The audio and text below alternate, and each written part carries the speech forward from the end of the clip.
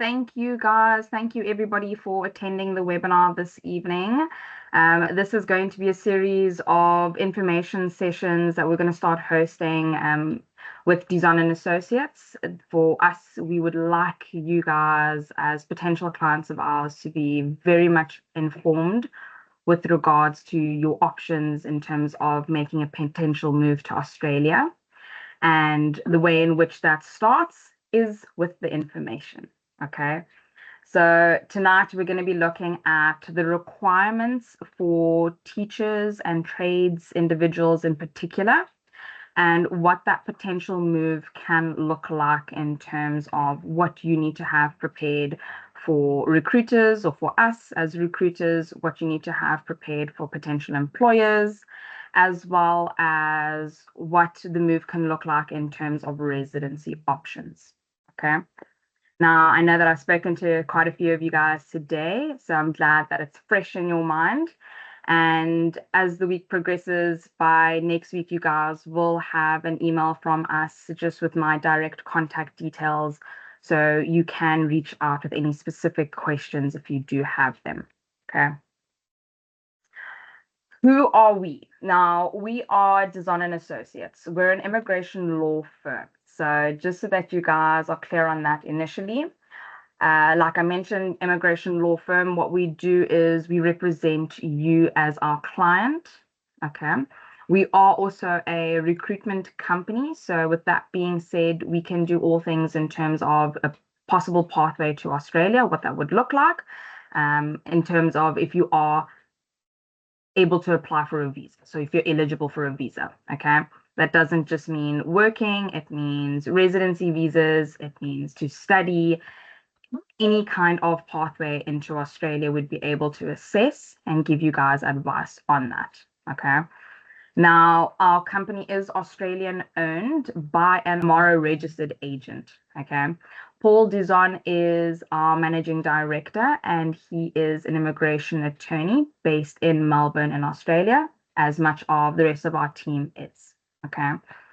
What we try to do is we try to offer a holistic approach, what we do, so that you can have information. It is your right as a client of ours. Information is important because with that information, only then can you guys make an informed decision. Okay. We are also a recruitment company. So what we do is we work with employers in Australia that do favor individuals from the Southern African region, and we see how we can put you forward to those employers. Okay. It is important that we ensure not only do you meet government requirements for the specific visas that you intend on applying for, but if you are looking to get into the recruitment side of things, that you meet those employers' requirements as well. Okay. What we want to do and what our main aim is to set you guys up for success. Now, I want to touch a little bit with regards to the demand in Australia. When it comes to trades and teachers in particular, there is a large demand. Okay. What is happening in Australia is that they physically do not have the individuals on shore to fill positions. Okay. And if any of you have done job searches in terms of Seek or Indeed, within your relevant areas, you can see up to 11,000 vacancies that are open for employment opportunities. Okay. For trades, guys, Australia is putting a very, very big emphasis on construction. So those of you who are in the construction field, I do have good news at the end. I keep the good stuff at the end. There is some good news with regards to construction, as government is putting an emphasis there. Okay. Mining and resources, there are job opportunities within those sectors, as well as manufacturing, engineering, and renewable energy. So all of you guys that are boilermakers, are fitters and turners, are welders, machinists,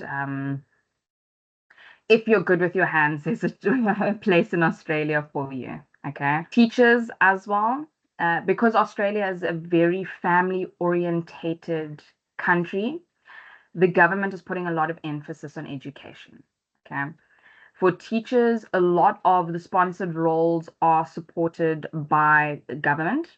And a lot of the schools that we work with in particular are also government schools. Okay. So to have a good idea, when it does come to trades, we work with specific employers and within different sectors in different regions and states in Australia. When it comes to teachers, we work with a recruiting partner that recruits for about 400 schools within Australia. Now, the qualifying criteria, and this is very important, okay? If you're a teacher and you are looking to work in Australia, if you are looking to make a move, okay, whether you guys are looking to make that move solely for work, or if this is a move that you intend to make with your family for long-term purposes, the process and the application thereof starts at the same place. Okay. You do not need to make a long-term decision from the get-go. Your immigration route can differ. It's not a set line, and if it veers and if it swerves and if it curves, we panic and we're off track. Okay, that's not what's going to happen. Immigration looks different for everybody.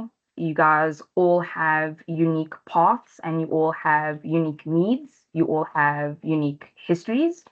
And as they unfold, we can look at what that specific pathway looks like for you. Okay. But with that being said, the qualifying criteria is the same. Okay.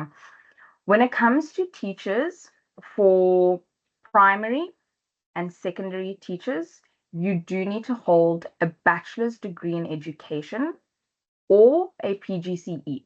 Okay.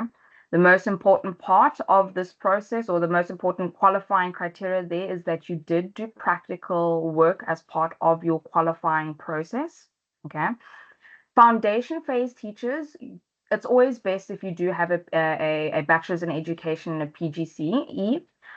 However, Australia has changed its process for foundation phase teachers, and foundation phase teachers are going through a different assessing body compared to primary school and secondary school teachers.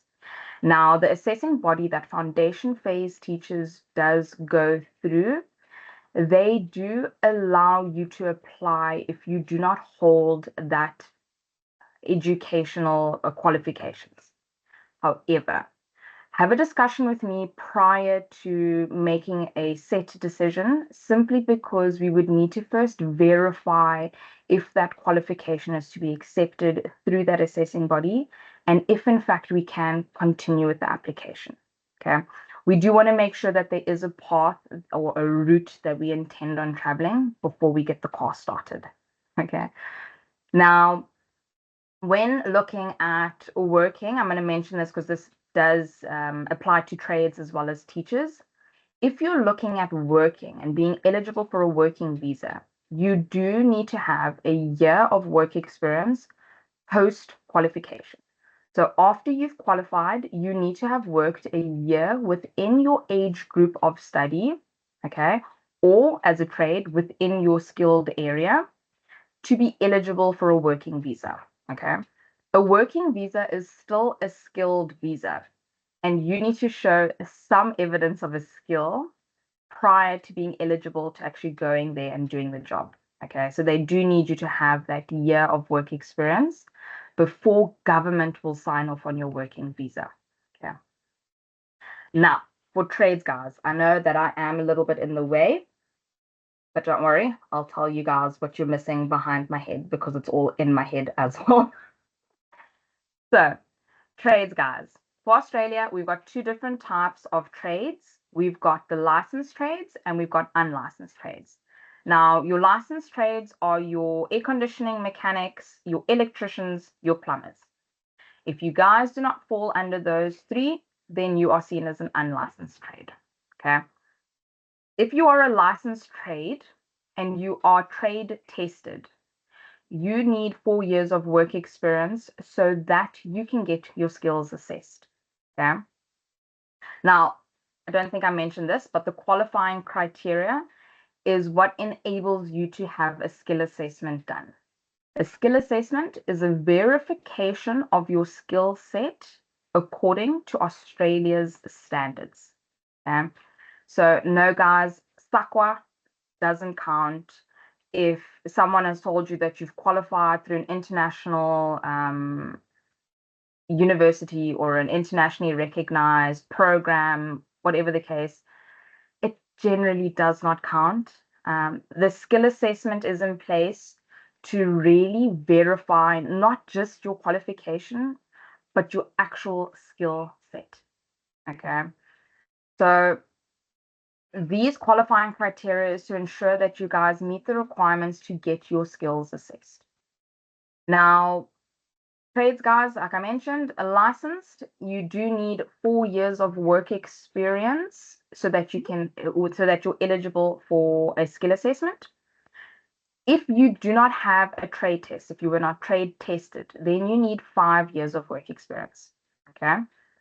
Your unlicensed trades guys, so welders, fitters, motor mechanics, bricklayers, cabinet makers, carpenters, anyone else.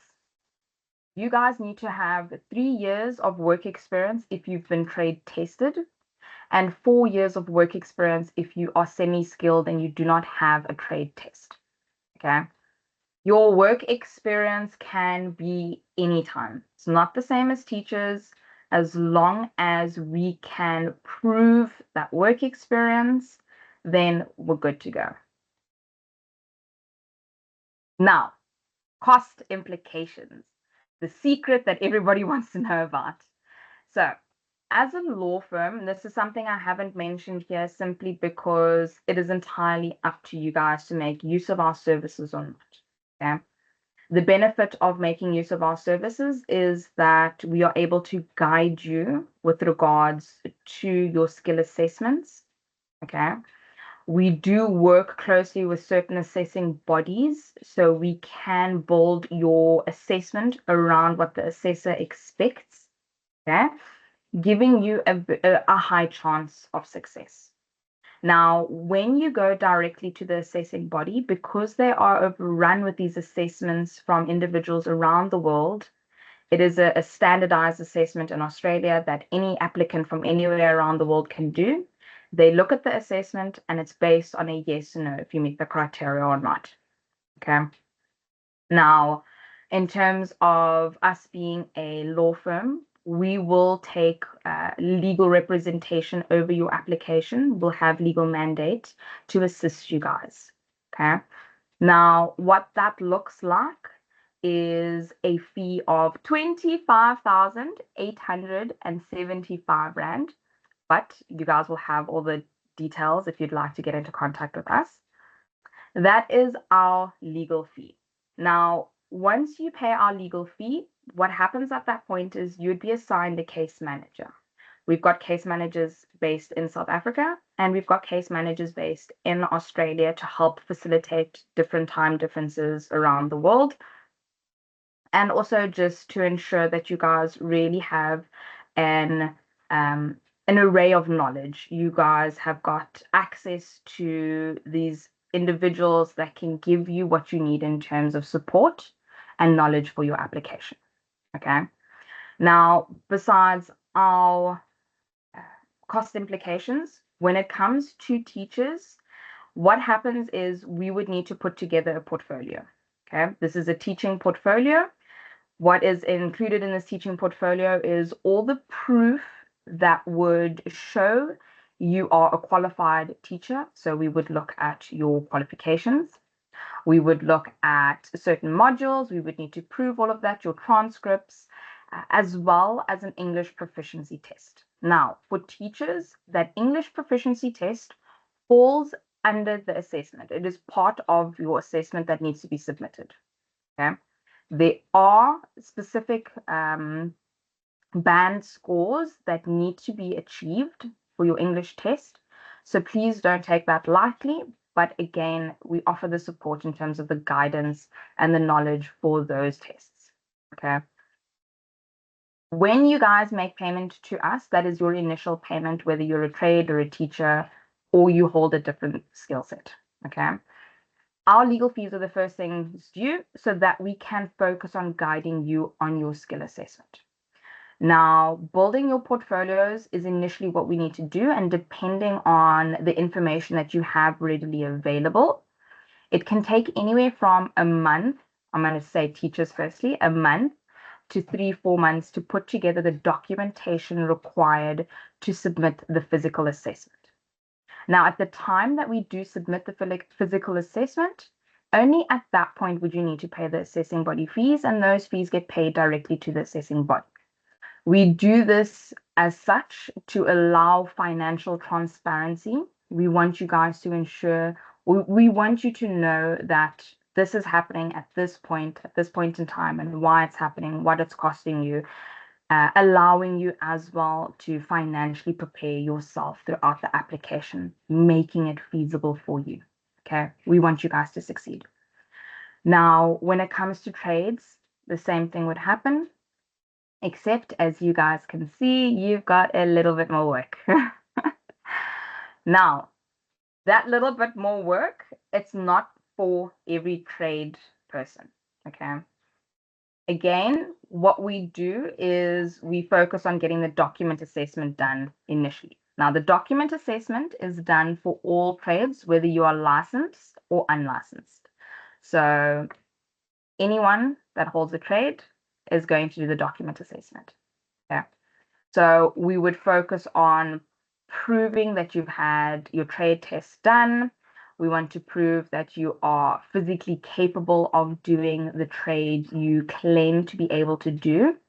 And how we do this is through work experience. Okay. We will also guide you in terms of photographic evidence, video evidence, and essentially showing in a document format that you hold the trade you claim to hold. Now, once that document assessment is submitted, again, the fee would be due directly to the assessing body. Depending on, again, if you have that evidence available, what do you need to do and how do you need to get it prepared? It can take anywhere from, I would say, realistically, 2 months to 6 months to prepare a document assessment for a trades club. Okay. Now, the technical interview will only be approved by the assessing body if the document assessment is submitted correctly and it comes back positively. Okay. So you don't have to worry about making all those different payments all up front and worrying about success when it does happen one step at a time. Okay. So once we've got that positive feedback from the assessing body for your document assessment, we'll be able to book the technical interview. Now, technical interview, again, that happens for everyone. But for unlicensed trades, that's where the road ends for you guys. Okay. What happens with the technical interview is the assessing body will want to verify that you guys, in fact, know what you're talking about. Okay. They know that you can perhaps have used documentation here or done that or whatever the case is. The documentation looks good, but they need to verify that you know what you're talking about. So an industry expert within your field will schedule a technical interview with you. They will sit with you, or it will be done online if you are too far from an official testing center within your area. And you will need to physically either go to that testing center or have that test done online. You'll sit with that technical expert within your field and they will question you. Okay. Now, again, guys, don't worry. You are very good at what you do. So you'll be fine. For those that are licensed, now our plumbers, electricians, and air conditioning mechanics, you guys unfortunately do need to go a step further. Okay. You would need to do a practical assessment, and that is held at a venue within South Africa. Okay. You would need to go to that venue depending on your assessment and the date, and you would need to physically go and do a practical assessment. Okay. Now, the reason why you need to do a practical assessment is because of the fact that you're a licensed trade. Now, what this practical assessment is allowing you to do is allowing you guys to be pre-licensed so that you can get into the job market. Okay.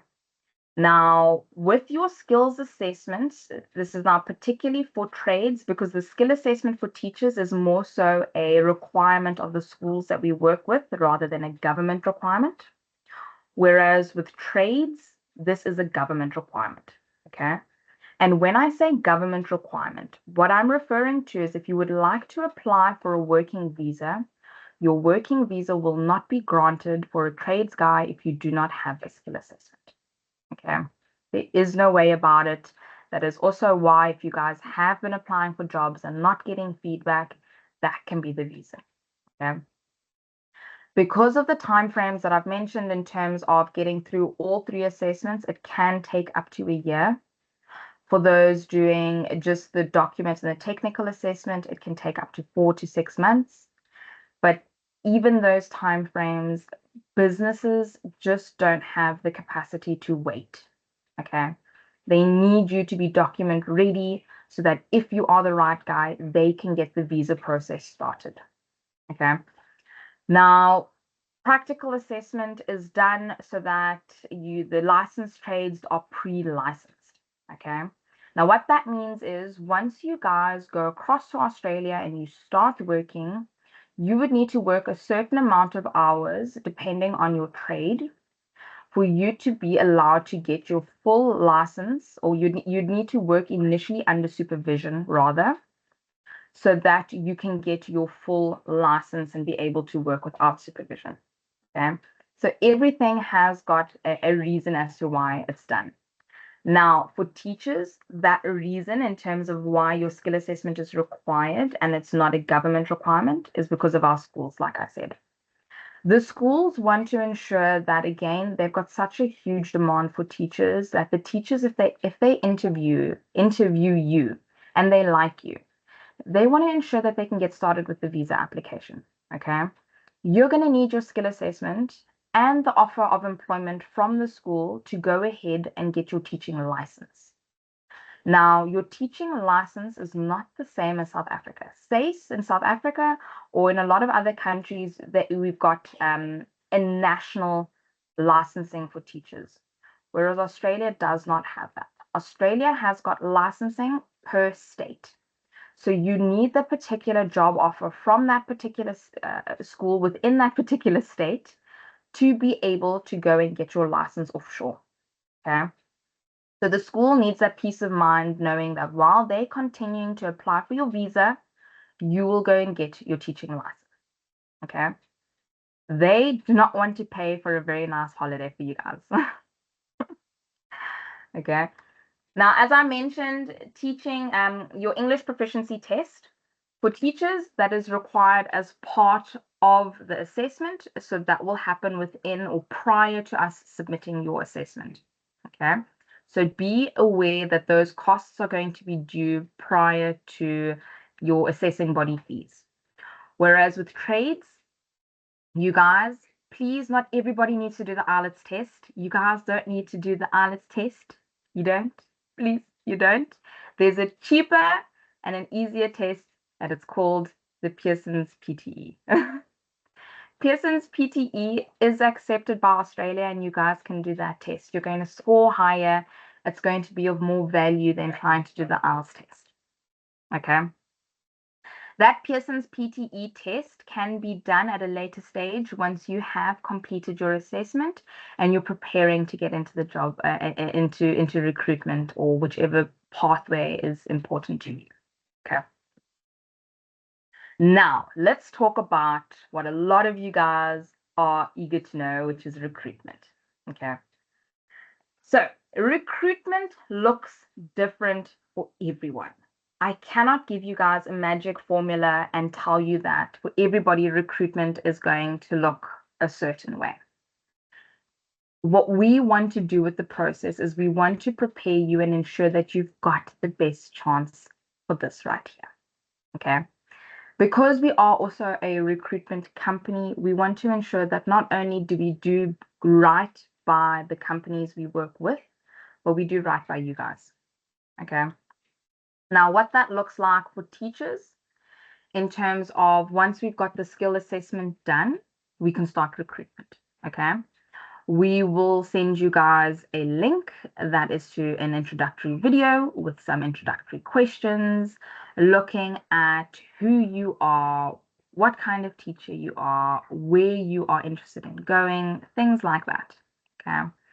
That video will then be used to send out to the schools that are recruiting within or at that time in particular. Okay. Guys, you're not going to miss a bus. There's no bus that any one of you joining this webinar or that's going to watch this webinar in the future is going to miss. You are on the long-term skills shortage list. Okay. So please don't ever feel rushed into recruitment. Please don't ever feel rushed into making this decision. Please don't ever feel rushed. Okay. Don't make a choice based on desperation and worry that you're going to miss out, because you're not going to. We want to ensure that every step you take is one that ends in a goal, be it short term, but more importantly, be it long term, that every single one of you would like to make, not just within your career, but within your family as well. Okay.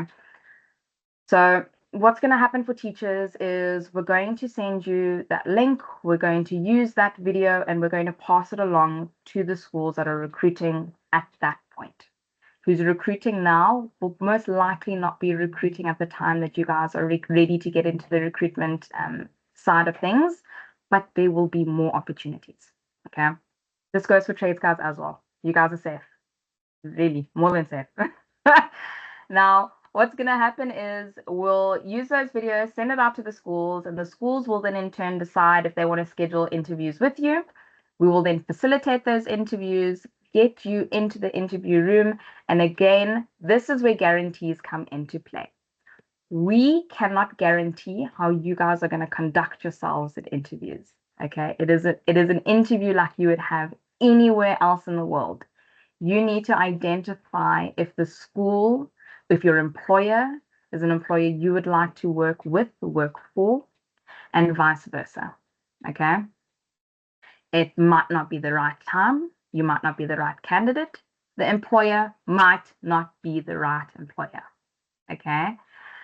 So there are some factors around recruitment that you do please need to keep in the back of your mind. This isn't a magic formula that you pay money for and the answers unveil themselves as they come. Okay. So what happens once you get into recruitment, you have that interview and the school, your employer absolutely loves you. They will then put forward a formal offer. Okay. Once you accept that formal offer, at that point, visa application for a working visa would then commence. Now, also, Australia is a family-orientated country. So if you are looking at going through the working route, you can always take your family with. Just be aware of the fact that your employer is not under any obligation required to pay for your family. Okay, they're not required to pay for your family's visas. They are not required to pay for your family's relocation costs, and they're also not required to pay for your family stay, accommodation, any of those things. Okay, they may be willing to. Who knows? We will only know once we get into recruitment. Make financially on you. Okay. We can always make note that your family, and this is something please very important to remember, even if you don't use us, please remember that at the point you do apply for a working visa, that your family does need to be made aware of throughout the application, even if you are not physically applying for their visas at that point in time. Okay. You cannot apply for a working visa and then 6 months down the line, when Mr. Moneybags or Mrs. Moneybags say, oh, my husband or wife would like to come. Then Australia is going to say, where were they hiding? Okay. So always make it aware to your employer, make it aware to whoever's assisting at that point that you do have a family, you do have kids, whether it's step kids, whether it's children with a mother or a father that don't live with you, include them regardless, just so that the Australian government is aware of your family. Okay. Now, for trades, guys, similar process, except like I said, we've got different employers in different regions, depending on what industry that you're in. What will happen at that point is we will put you forward to any opportunities that you seem like a good candidate for. Okay. Now, an interview again will take place. And should the employer be happy with you, a formal offer will be extended. And at that point, you can also move forward with accepting that offer and applying for the working visa. Okay. So recruitment essentially looks at your working route and how to obtain sponsorship. Okay. One thing very important that I haven't mentioned, I have mentioned, but not the way that I'm going to mention it. Sponsorship is the name of, or the legal term used to support your visa application. Sponsorship in no way, shape, or form has got any financial meaning to it. Okay. So if you guys are hoping that a school, that an employer, that someone is going to sponsor you and pay for everything in terms of your skill assessment, to your flights, to your accommodation, to everything, guys, that's not going to happen.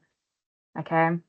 I want to be honest because it is our ethical responsibility to ensure you know that. Okay. We too often, and me in particular, too often see individuals that take up opportunities in different countries under the false pretenses that these things are a requirement or an obligation of the employer, only for that person to be stuck in a country having to pay off debt that they did not know about. Okay. So there is no magic, again, there's no magic formula. It is your life, it is your responsibility, it is in your hands to get the knowledge and ensure you make an informed decision to your best ability. So, routes to permanent residency. I know a lot of people, we've got individuals here from Zim, from South Africa, from Tanzania, from all across Africa. And I haven't seen any of my clients come back. So whether you guys are looking at residency options or whether you're looking at initially getting into the working environment, it's important to know that you do have options for permanent residency. Okay. Now, again, you do not need to make any kind of long-term decisions straight away. This can be something that is a consideration for now, but it's important to know the information around it. There are individuals amongst us or that will watch this video that will know they want to apply for residency directly, and that is a possibility. Okay. Now, when you look at making the move to Australia, you do have your two different pathways.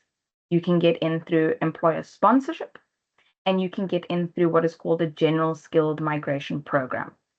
That GSM program allows you to evidence your skills and the economic benefit you can bring to the country.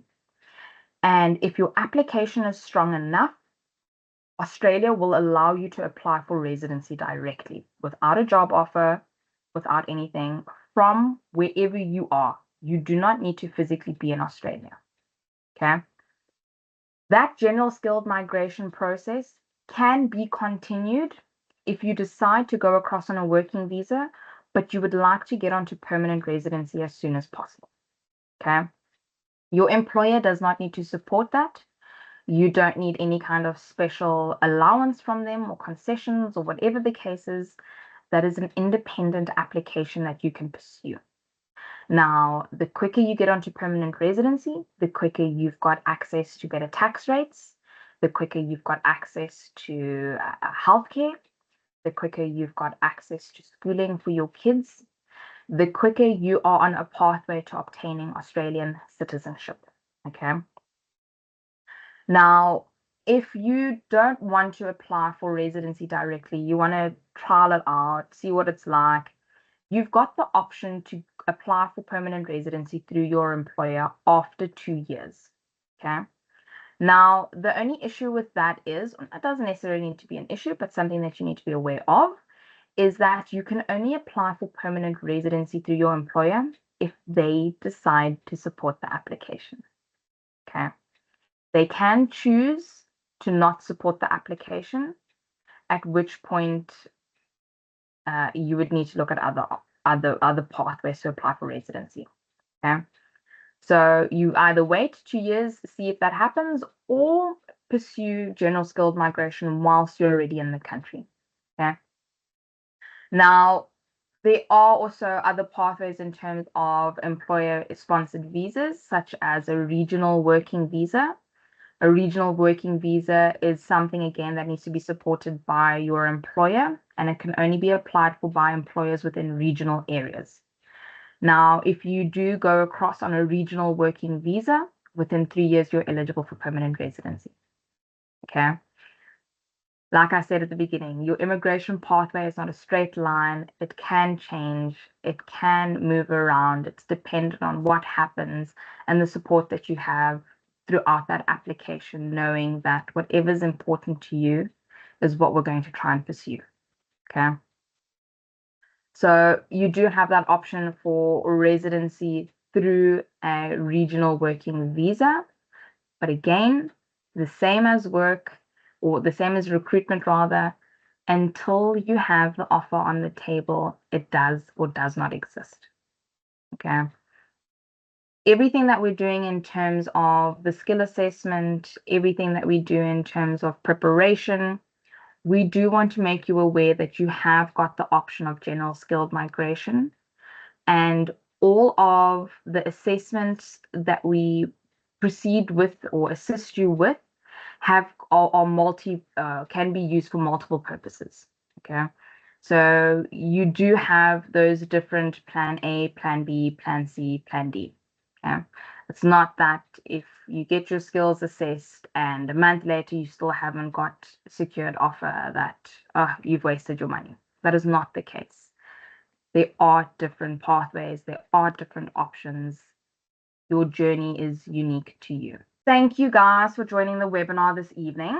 Now, there is some news that I did want to share. Australia has, and this is for trades guys in particular, okay?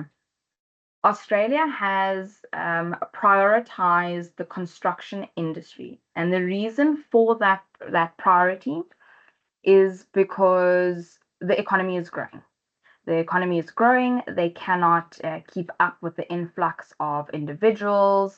The cities need to grow. They're expanding. They need individuals on shore to help facilitate that growth. For certain individuals, such as bricklayers, cabinet makers, cablers within data and communication, carpenters, carpenter and joiner, drainer, flooring guys.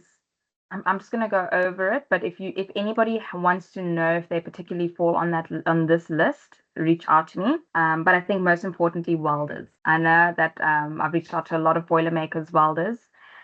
You guys are now actually allowed to bypass the assessment process. Okay. And it's not a complete bypass. You do still need to do a migration skill assessment, but you don't need to do a full document assessment and technical interview. The migration assessment is a simplified document review that can be done, and that would be at a cost of $795. Okay. That assessment allows us to move through the application a lot quicker because these guys are being prioritized. And at this point in time, the turnaround time for these assessments are 25 days. Okay. So a much greater chance of moving through the applications quicker, getting you into recruitment quicker, as well as getting you to apply for residency quicker for those that want to apply for residency directly. Guys, I will be sending you an email with my contact details. Most of you already do have them. You'll see they are at the bottom there. You can reach out to me directly if you have any specific questions, and we can take some time to sit together and discuss your specific needs, your specific goals, and what a pathway to Australia would look like in particular for you. Okay. You guys have the right to information. You've got the right to make an informed decision. So please allow me to be that resource to you. I'd love to play a role in your move, no matter how big, no matter how small. Guys, have a wonderful evening. Thank you so much for joining us. And please take the time to reach out if you do have any questions. Bye, everybody.